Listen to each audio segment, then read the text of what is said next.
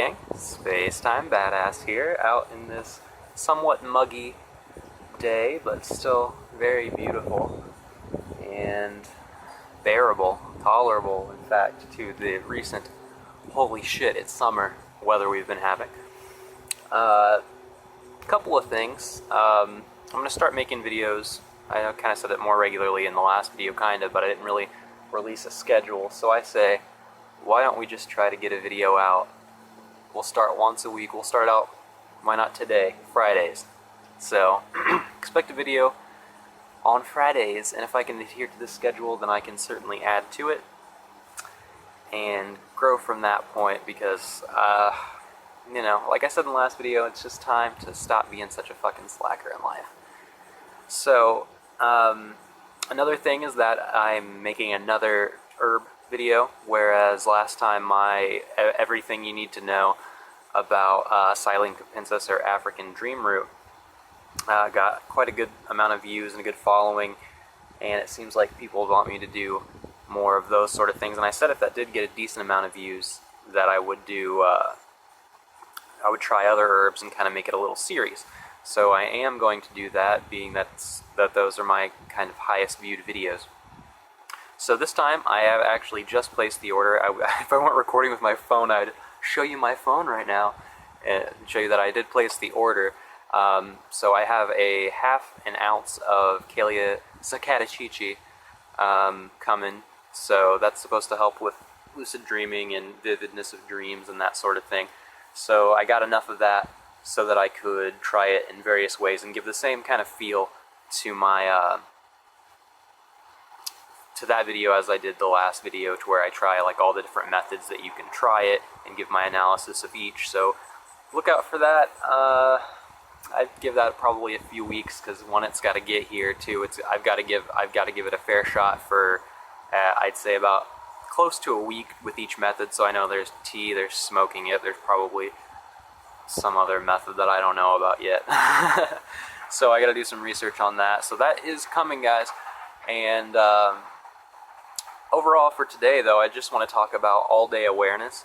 I know it's something that I haven't quite gone over on my channel, because there for a while I was trying to do more advanced stuff, because most people have like the basic things down, but now that I've got some more advanced stuff out, I'd like to go back and kind of recap the basics and just kind of give my take on that. Though I know the information is out there, has always been my thing. If the information's out there, you don't necessarily need me to present it to you. But I guess it's nice to get different versions, and then if you start to piece together all the information, you get a more complete picture of what this whole lucid dreaming thing is about from all these different perspectives, and then you can then kind of form your own analysis. So with all-day awareness, for anyone who doesn't know, is a lucid dreaming, I guess, technique, or it's more so like a way of being, a way of life, if you incorporate it as such. It's basically just being aware all day, and that helps you lucid dreaming. And it really does, to be aware and present in the moment is really what that means.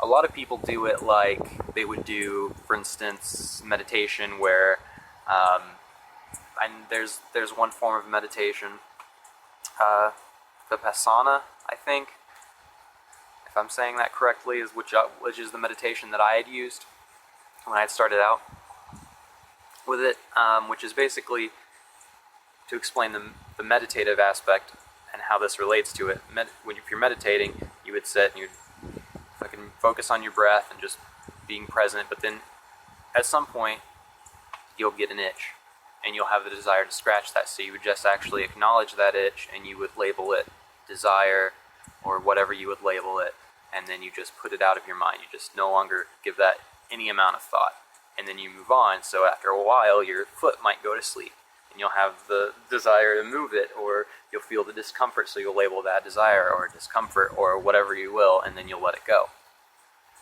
So it's kind of similar to that, whereas only less so with the letting it go, but more so with just the acknowledging it. So like with all-day awareness, when you're doing something, you'll want to be conscious of it. You'll want to say, I'm aware, I'm consciously making this decision. I'm going to move my arm, or I'm going to walk to the bathroom, or I'm going to lift this glass to my mouth, and I'm aware that I'm doing this, and I'm aware as I'm doing it. So that's a good starting platform, really, for it. Just kind of making the decision to do the things that you do in your daily life. Making the decision to do it constantly, or consciously, rather, to do it constantly. I'm going to do this all the time. It's going to be great. But yeah, you just basically solidify the fact that you are consciously making this effort to whatever you're doing in your life all throughout your life. So I am consciously driving this car. I'm going to make a left now. I'm turning on my turn signal consciously, and I'm consciously making a left turn. Now I'm going to get up to speed now. I'm consciously accelerating to 30 miles per hour, and I'm driving consciously at 30 miles per hour, making sure that no one is going to run in front of me so I don't kill anyone. So it's kind of like that sort of thing. But after a while, you don't really need that. It's really just a mechanism to get you started, as it is with meditation in the example that I used earlier. After a while, you don't really have to say, pain or, itching or whatever you're going to label it. You don't have to say those labels. You just naturally acknowledge it and then let it go without having to have that inner monologue, because we just kind of, eventually the goal is, right, we don't have to be thinking thoughts in meditation we don't have to articulate those thoughts into words in meditation to have thoughts.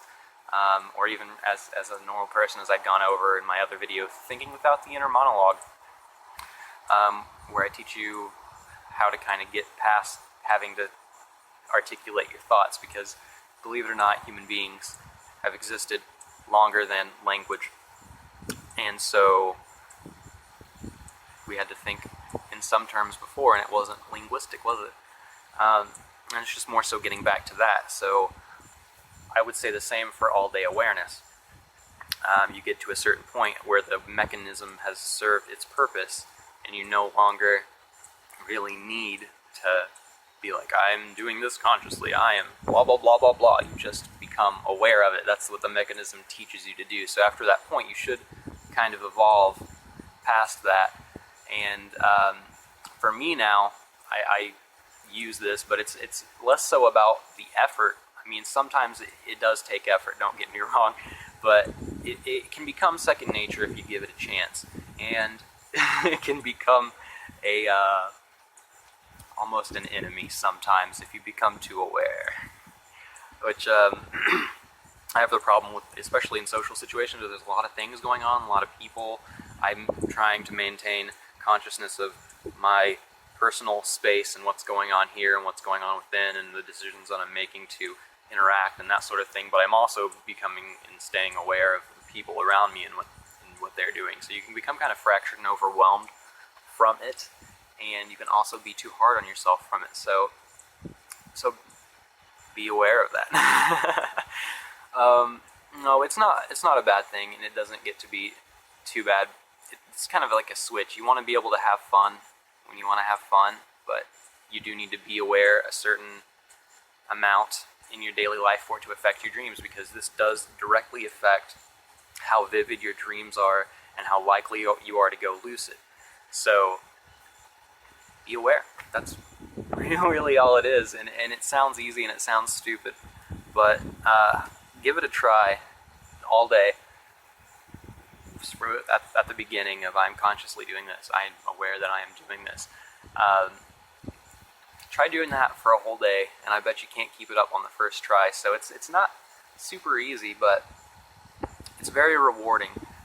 Since I started all-day awareness, my vividity in my dreams has greatly increased, as well as the frequency, though. I mean, I run a Lucid Dreaming YouTube channel. I do a lot already, so it's kind of hard to gauge, but vividity is a big thing. But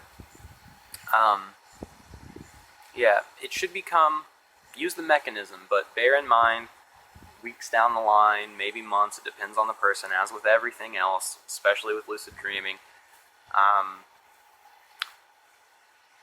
Use the mechanism, but then let it gradually evolve. When you start to feel that mechanism shedding off, don't cling back to it like a little anchor, because you're just moving past it. We don't want to move backwards, we want to move forwards, because awareness, all-day awareness, once the mechanism has served its purpose and you don't need to go back to it, once it's there, life just opens up.